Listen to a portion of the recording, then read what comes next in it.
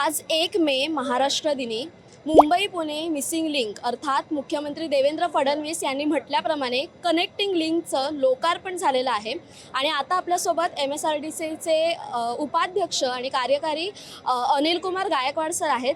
सर्वप्रथम सर अभिनंदन. हा जो इतक्या वर्षांचे आव्हानं जी पेलून आज हा मिसिंग लिंक पूर्ण झालेला आहे त्याबद्दल अभिनंदन.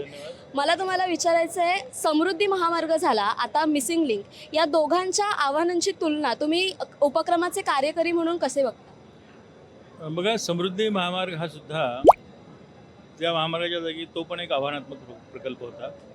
समृद्धी महामार्ग हा 701 किलोमीटर लांबीतला प्रकल्प होता. त्याच्यामध्ये 1903 पुलाची बांधकामं होती आणि शेवटच्या टप्प्यातलं जे बांधकाम होतं समृद्धी महामार्गाचं, इगतपुरी ते ठाणे या टप्प्यातलं जे बांधकाम होतं ते चॅलेंजिंग असं बांधकाम होतं. कारण हा तो जो प्रदेश आहे इगतपुरी तो ठाणे दरम्यानचा तो डोंगराळ प्रदेश आहे. त्यामुळे 76 किलोमीटरमध्ये 5 टनेल्स आणि 16 अशी व्हायडक्ट्स होते. म्हणजे जे दरी असते दरीवरची पुलं 16 होते आणि कटिंग पण एक साधारणतः 10 ते 12 किलोमीटरमध्ये रॉककट पण करावा लागला होता. तर त्या टोटल 76 किलोमीटरच्या लांबीमध्ये अर्ध्या लांबीमध्ये तरी असा प्रकार होता. म्हणजे मोठ्या प्रमाणामध्ये कटिंग करणं, पुलं बांधणं आणि टनेलचं बांधकाम करणं. त्यामुळे तो आव्हानात्मक असा टप्पा होता. मिसिंग लिंक हा प्रकल्प लांबीमध्ये जरी कमी असला, मिसिंग लिंक प्रकल्पाची लांबी 13.30 किलोमीटर आहे, पण 13.30 किलोमीटरमध्ये 2 ते मोठे असे डोंगर आहेत, मोठे हिलॉक्स आहेत आणि 2 दऱ्या आहेत. म्हणजे 13.3 किलोमीटरच्या संपूर्ण लांबीमध्ये हे 2 डोंगर आणि 2 दऱ्या आहेत. आता डोंगरामध्ये आपण बोगदे खणलेत. एका बोगद्याची लांबी पुण्या साईडच्या 8.9 किलोमीटर आहे. मुंबई साईडच्या बोगद्याची लांबी 1.58 किलोमीटर आहे. 2 दरीवरचे पूल आहेत. एक मुंबई साईडच्या पुलाची लांबी 850 मीटर आहे आणि जो टायगर व्हॅलीमधला पूल आहे त्याची लांबी 650 मीटर आहे. म्हणजे लांबीमध्ये जरी हा मिसिंग लिंक प्रकल्प कमी असला तरी खोदकाम करणं टनेलमधलं किंवा त्या टायगर व्हॅलीमध्ये पूल बांधणं हे जास्त आव्हानात्मक होतं. इथली जिओग्राफिकल कंडिशन जी आहे किंवा इथली क्लायमॅटिकल जी कंडिशन आहे, म्हणजे पावसाळ्यामध्ये पडणारा जोराचा पाऊस, सोसाट्याचे वारे पावसाळ्यात जे काही मोठ्या प्रमाणात वाहतात या ठिकाणी आणि दाट धुकं, या सगळ्याचं कॉम्बिनेशन जेव्हा व्हायचं तेव्हा प्रकल्प करताना खूप अडचणी यायची. ही सर्व आव्हानं पेलताना अभियांत्रिकी विभागाचा दम सगळ्यात जास्त कुठे निघाला असं तुम्हाला वाटतं? नाही, अभियांत्रिकीच्या दृष्टीने प्रत्येक बऱ्याच म्हणजे असे स्टेजेसमध्ये ना आम्हाला डिसिजन घ्यावे लागायचे. म्हणजे टनेलचं जेव्हा बांधकाम सुरू झालं, आता हा सह्याद्रीचा हा डोंगर जो आहे तो इथला दगड खूप चांगला आहे. म्हणजे या ठिकाणी आम्ही जो टनेल खोदला 8.9 किलोमीटरचा, त्यामध्ये 94% जो आहे हा कॉम्पॅक्ट बेसाल्ट असल्यामुळे तिथं टनेलिंगला काही अडचण आली नाही. पण 6% हा जो काही पोर्शन होता टनेलमधला, त्या ठिकाणी वीक स्ट्राटा होता, रेडिश स्ट्राटा होता. अशा ठिकाणी खोदकाम करताना अडचणी आल्या. म्हणजे टनेलचं जेव्हा कॉम्पॅक्ट बेसाल्ट असतो तेव्हा आम्ही 23.50 रुंदीमध्ये आणि 10 मीटर उंचीमध्ये जेव्हा खोदकाम केलं अगदी कर्व शेपमध्ये, तेव्हा तो कॉम्पॅक्ट जर बेसाल्ट असेल तर तो दगड खाली असं पडत नाही. पण जिथे म्हणजे फ्रॅक्चर्ड रॉक असेल, लूज रॉक असेल, तर त्या ठिकाणी अशी टनेलिंग एवढ्या रुंदीमध्ये करता येणं शक्य होत नाही. मग अशा ठिकाणी चॅलेंजेस आले. त्या ठिकाणी आम्हाला एक्सपर्ट जिओलॉजिस्टला पाचारण करावं लागलं. त्या जिओलॉजिस्टच्या सहाय्याने आम्ही जिओलॉजिस्टनी तिथला स्टडी केला, त्या रॉकचा अभ्यास केला आणि मग आम्ही तिथे सपोर्ट सिस्टीम डेव्हलप करत करत पुढे गेलो आणि मग काही अंतराने परत आम्हाला चांगला कॉम्पॅक्ट बेसाल्ट लागला. म्हणजे टनेलमधला हा जो एक 6%चा जो काही एक लूज रॉक आम्हाला मध्ये मध्ये भेटत गेला, ते मोस्ट चॅलेंजिंग होतं एक्सकर्शन करताना. दऱ्याखोऱ्यांचा आपला महाराष्ट्र आता विकसित होतोय. 8 वर्षांनी हिरक महोत्सव आपण साजरा करू. 8 वर्षांनी महाराष्ट्र कसा पाहताय? नाही, 8 वर्षामध्ये महाराष्ट्रामध्ये मोठ्या प्रमाणामध्ये आमूलाग्र असा बदल झालेला असेल. आता MMRचा जर आपण विचार केला, मुंबई मेट्रोपॉलिटन जो रिजन आहे यामध्ये पण मोठ्या प्रमाणामध्ये MSRDCकडनं प्रकल्प सुरू आहेत. जो आपला बांद्रा वर्सोवा सीलिंग एक 9.8 किलोमीटरचा तो प्रकल्प MSRDCच्या माध्यमातून सुरू आहे. दुसरा विरार ते अलिबाग, हा विरार ते पेनपर्यंतच्या पहिल्या टप्प्यामधला 96 किलोमीटरचा मल्टी मॉडल कॉरिडॉर हा सुद्धा प्रकल्प MSRDCच्या माध्यमातून आता सुरू होतो आहे. येणाऱ्या 8 वर्षामध्ये हा मल्टी मॉडल कॉरिडॉर पण पूर्ण झालेला असेल, ही सीलिंग पण पूर्ण झालेली असेल आणि MMRDAकडनं वर्सोवा टू विरार आणखीन एक सीलिंग प्लॅन केली गेली आहे 42 किलोमीटरची. ती पण पूर्ण होईल.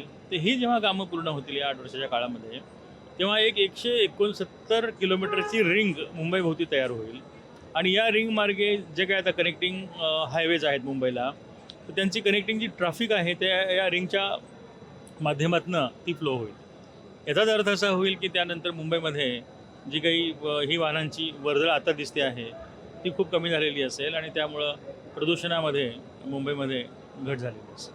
फडणवीस शिंदे ही जोडी विकासाचा ध्यास घेतलेली जोडी आहे. या जोडीसमोर आर्थिक आव्हानं किती डोकेदुखी ठरतील असं वाटतं? नाही पहा, आदरणीय देवेंद्रजी फडणवीस सर आणि आदरणीय एकनाथजी शिंदे सर दोघेही हे विकासवादी आहेत आणि इन्फ्रास्ट्रक्चर हे दोघांचीही प्रायोरिटी आहे. आणि 2014 नंतर आमच्या विभागाचे मंत्री एकनाथजी शिंदे सर होते आणि 2015 नंतर माननीय देवेंद्रजी फडणवीस साहेब मुख्यमंत्री होते. तेव्हा त्यानंतर मोठ्या प्रमाणात विकासाची कामं सुरू झाली. समृद्धी महामार्ग जो आहे MSRDCमध्ये तो त्यानंतर सुरू झाला. मिसिंग लिंक प्रकल्प तोही त्यानंतर सुरू झाला, त्याच काळात सुरू झाला. सीलिंग प्रकल्प जो आहे 18,000 कोटीचा सीलिंग प्रकल्प MSRDC करते आहे, त्याचंही अप्रूव्हल त्याच काळातलं आहे. म्हणजे MSRDCमध्ये आज जे काही मेगा प्रोजेक्ट्स आता सुरू आहेत, म्हणजे समृद्धी महामार्ग झाला, मिसिंग लिंक प्रकल्प आता पूर्ण झाला, ठाण्याची खाडीपुलं आम्ही बांधली 2 मधल्या काळामध्ये, आणि आता सीलिंग होते. ही सगळी प्रकल्प जे आहे हे 2015 नंतर सुरू झाली. आणि ज्यावेळेस सुरू झाली त्यावेळेस एकनाथजी शिंदे सर हे या विभागाचे मंत्री होते आणि देवेंद्रजी फडणवीस सर हे मुख्यमंत्री होते. आणि त्यांनी दोघांनी मिळून दोघांची विकासाची दृष्टी आहे त्यामुळे हे अशा पद्धतीचे प्रकल्प सुरू होऊ शकले. आणि हे पहा, जेव्हा स्ट्रॉंग विल असते तेव्हा तिथे निश्चित मार्ग असतो. तुम्ही म्हणजे आशावादी असणं हे खूप गरजेचं असतं. आणि प्रचंड राजकीय इच्छाशक्ती जी असते ना, ते कुठलाही प्रकल्प पूर्ण करण्यासाठी खूप गरजेची असते. आणि अशी प्रचंड राजकीय इच्छाशक्ती जी आहे हे देवेंद्रजी फडणवीस सर आणि एकनाथजी शिंदे सर दोघांमध्ये पण आहे. आणि त्यामुळे हे प्रकल्प मार्गी लागत आहेत. तुम्ही मगाशी मला प्रश्न विचारला की पैशाचं नियोजन कसं होणार. बघा, कुठलाही प्रकल्प पूर्ण करण्यासाठी पैशाची गरज असते, निधीची आवश्यकता असते. आता आम्ही एक्सप्रेसवे प्रोजेक्ट करतो. जेव्हा आम्ही एक्सप्रेसवे निर्माण करतो, फास्टेस्ट कनेक्टिव्हिटी जेव्हा होते तेव्हा फ्युएल सेविंग होते, व्हेकल ऑपरेटिंग कॉस्ट कमी होते. आणि अशा रस्त्यावरती आम्ही टोल लावतो. टोल लावला म्हणजे तो प्रवाशाला भुर्दंड नसतो, पण ते उलटं म्हणजे सेविंग होते. म्हणजे आपण टोल जरी लावला तरी त्यांचं where and tear, vehicle operation cost आणि फ्युएल लॉस ट्रॅफिक जाम्समुळं त्यातनं जे काही सेविंग होणार आहे ती सेविंग जी आहे, जे काही आपण टोल पे करतो त्यापेक्षा जास्त असते. त्यामुळं हा प्रकल्पाचा होणारा खर्च काही अंश आम्ही टोलच्या माध्यमातून पण रिकवर करतो. दुसरं असं आहे की जेव्हा फास्टेस्ट कनेक्टिव्हिटी डेव्हलप होते, मोठे मोठे प्रोजेक्ट डेव्हलप होतात, तेव्हा इनडायरेक्टली जेव्हा त्या एरियाचा विकास होतो आणि त्या विकासाच्या माध्यमातून जी अर्थव्यवस्था बळकट होते, GDP जो वाढतो स्टेटचा, तो कितीतरी पटीत असतो. म्हणजे आज प्रकल्प आपण तयार केला म्हणजे त्या प्रकल्पाचा संपूर्ण खर्च त्या टोलच्या माध्यमातूनच वसूल व्हायला पाहिजे असं काही नसतं. काही अंशी टोलच्या माध्यमातून त्या प्रकल्पाचा खर्च वसूल होतो. पण हा प्रकल्प झाल्यामुळे अर्थव्यवस्था जी मोठ्या प्रमाणात सुधारते, अर्थव्यवस्थेला जी बूस्ट मिळते ती खूप मोठी असते. त्यामुळं असे प्रकल्प करताना कधीही शासनाची आणि आदरणीय मुख्यमंत्री महोदय, उपमुख्यमंत्री महोदय यांची भूमिका हीच आहे की इन्फ्रास्ट्रक्चरची कामं प्राधान्याने हाती घेतली पाहिजे. आणि त्या दृष्टीने लागणारा निधी जो आहे तो निधी कसा आणायचा, त्यासाठी कशा पद्धतीनं आपण मग गॅरंटी द्यायची, काय निधी मिळवलेला निधी वापस करण्यासाठी काय स्रोत डेव्हलप करायचे, हे सगळं नियोजन राज्य सरकारकडून केलं जातं. या मिसिंग लिंकमधून ज्वलंत पदार्थ वाहून नेणारी वाहनं येऊ नयेत अशी मागणी मिलिंद नार्वेकर यांनी केली होती. या मागणीमध्ये किती गुणात्मक मूल्य आहेत? हे बघा, जेव्हा आता मिसिंग लिंक वाहतुकीसाठी खुला करायचा होता त्याच्या आधी आम्ही वाहतूक पोलीस आणि ट्रान्सपोर्ट डिपार्टमेंट RTO सर्वांची आम्ही संयुक्त बैठक घेतली.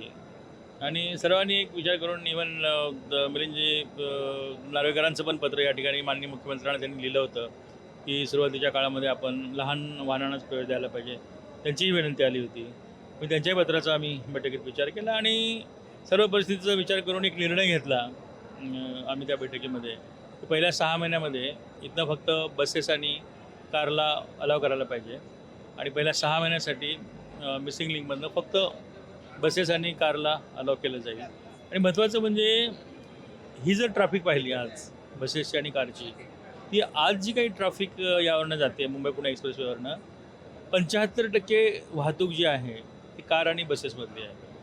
त्यामुळं मिसिंग लिंकमध्ये जरी आम्ही वाहतुकीवरती निर्बंध लावलेले असतील, म्हणजे फक्त कारनी बसेसनी जायचं म्हटलं असेल, तरी 75% वाहतूक मिसिंग लिंकमधनं गेल्यामुळे घाटात जाणारी जी काही ट्रॅफिक आहे, मल्टी ॲक्सेल व्हेकल असतील, ट्रक्स असतील, लाईट कमर्शियल व्हेकल्स असतील, ती 25%तच आहे. त्यामुळे ट्रॅफिक जाम ही समस्या ना आधीच्या रस्त्यावर राहील ना मिसिंग लिंकमध्ये.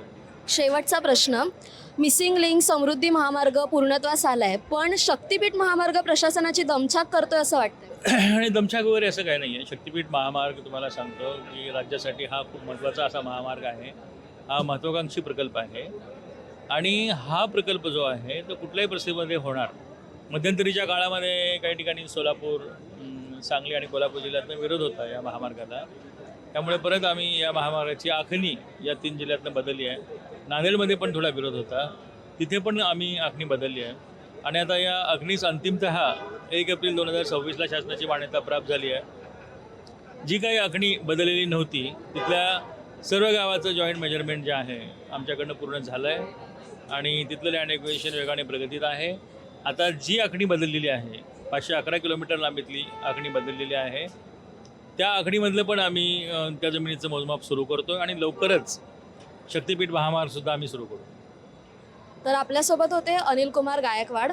आज महाराष्ट्र दिनानिमित्त मुंबई पुणे मिसिंग लिंकचं लोकार्पण पार पडलेलं आहे आणि हा मिसिंग लिंक सामान्य नागरिकांसाठी खुला झालेला आहे. खरंच हा ऐतिहासिक क्षण ठरणार आहे.